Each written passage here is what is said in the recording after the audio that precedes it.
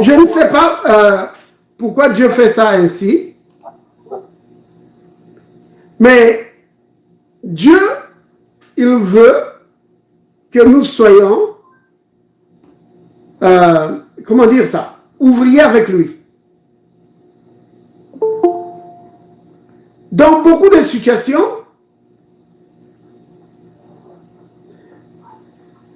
quand par exemple il y a un blocage,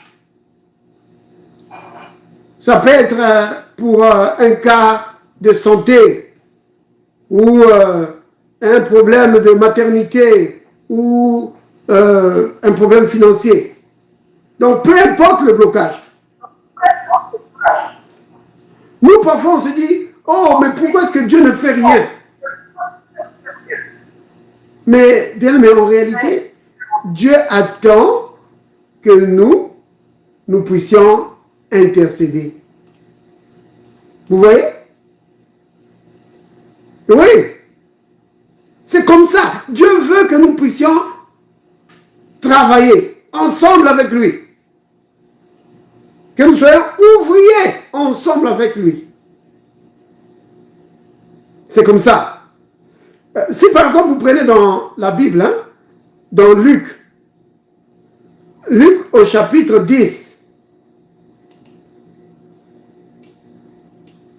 Luc 10, au verset 2, le Christ dit ceci. Il leur dit, parce que ici il est avec ses disciples, hein, donc ses disciples de cette époque-là. Et dans cette époque où nous vivons, nous sommes les disciples de Christ. Donc ça veut dire que cette parole s'adresse aussi à nous. Vous voyez? Alors, verset 2, il leur dit, la moisson est grande, mais il y a peu d'ouvriers.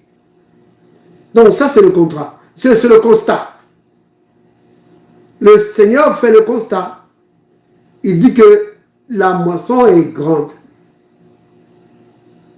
mais il y a peu d'ouvriers. Parce que devant une grande moisson, il faut beaucoup d'ouvriers. Ah oui, sinon ça va être, la moisson risque d'être perdue. Quand on doit moissonner, il faut vite faire pour éviter par exemple les intempéries. Alors, la moisson est grande, mais les ouvriers pour travailler dans les champs sont très peu nombreux. Alors, qu'est-ce qu'il faut faire?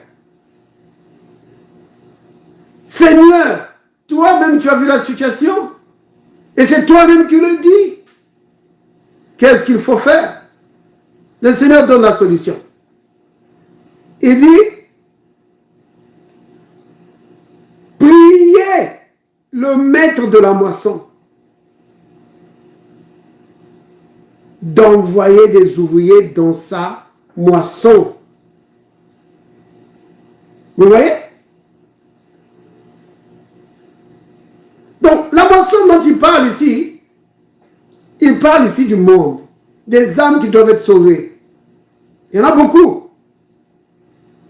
Mais il faut des ouvriers, des gens qui prêchent la parole, pour que ces gens soient sauvés.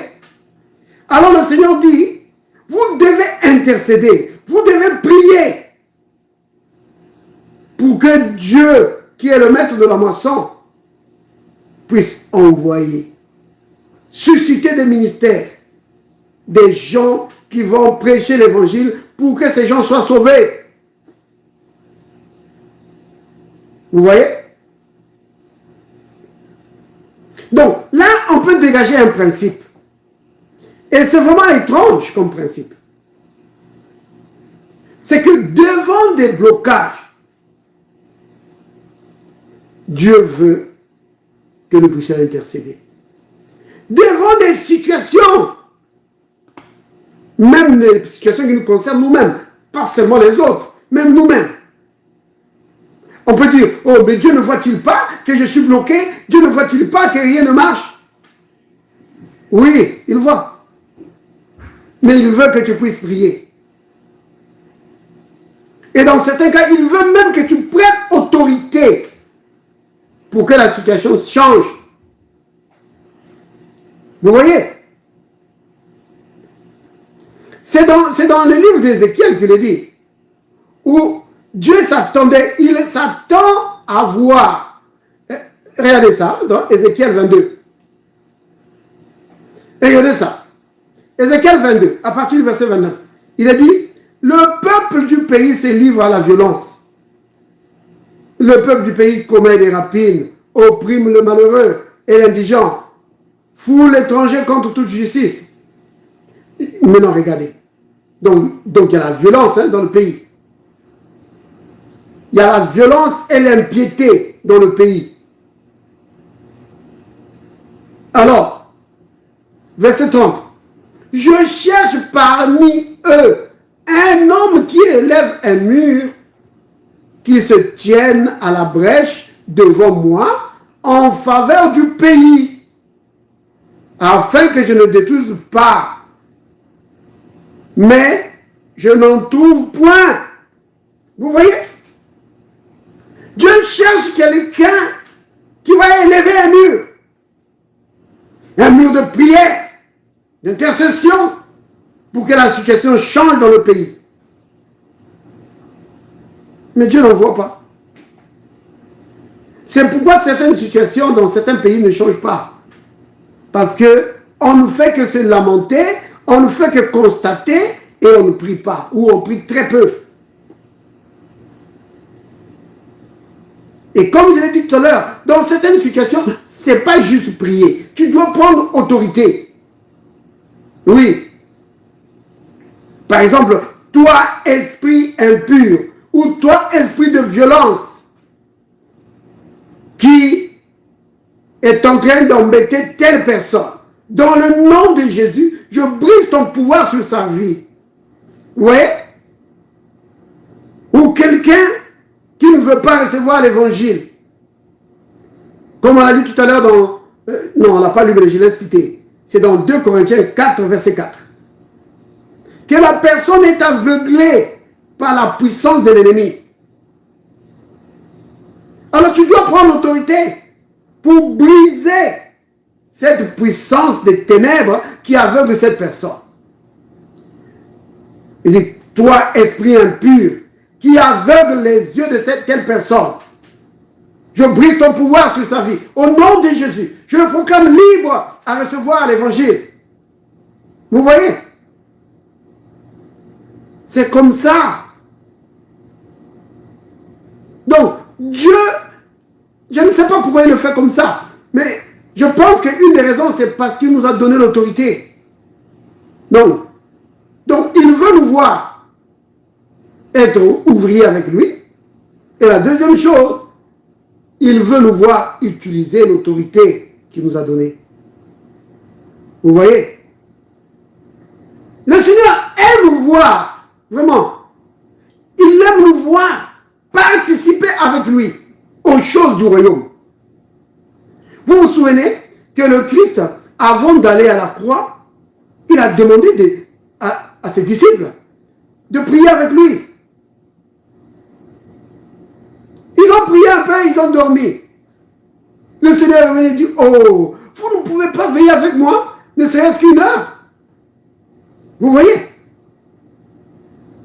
Le Seigneur veut nous voir. Il veut nous voir en train d'intercéder, en train de prier. Pas seulement pour nous-mêmes, mais pour les membres de notre famille et pour le corps de Christ. Oui, il veut voir. Il cherche des gens qui élèvent un mur. Oui, devant les flots de Satan. Il veut voir un mur de prière, d'intercession. Il veut voir des chrétiens qui prennent autorité contre les puissances des ténèbres qui envahissent les familles, qui viennent briser et détruire les familles, qui viennent briser des vies, qui viennent bloquer des vies. Oui. Certaines personnes devaient prospérer à tous égards, parce que c'est cela, le plan de Dieu pour nous, les enfants de Dieu, que nous devons prospérer à tous égards. Mais nombreux sont bloqués. Et Dieu veut voir des gens qui s'élèvent et qui intercèdent, qui prennent autorité pour briser toutes ces puissances des ténèbres qui bloquent la vie des gens. Vous comprenez bien, aimé? Donc, la responsabilité nous incombe. Alors, disons tous ensemble, Père, merci pour l'autorité que tu m'as donnée. Père, merci pour l'autorité que tu m'as donnée. Je brise toute puissance de Satan dans ma vie. Je brise la toute puissance de Satan dans ma vie. Ainsi que dans la vie de ma famille. Ainsi que dans la vie de ma famille.